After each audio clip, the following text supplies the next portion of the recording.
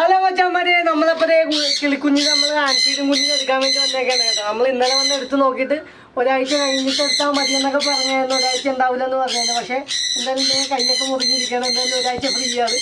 അതുകൊണ്ട് എന്തായാലും കുഞ്ഞിനെ എടുത്തേക്കാൻ നിർത്തും. എന്തായാലും സമയം പോകില്ല.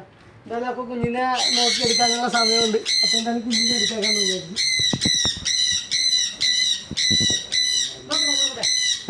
ഞാനൊന്നും ചെയ്യത്തില്ല.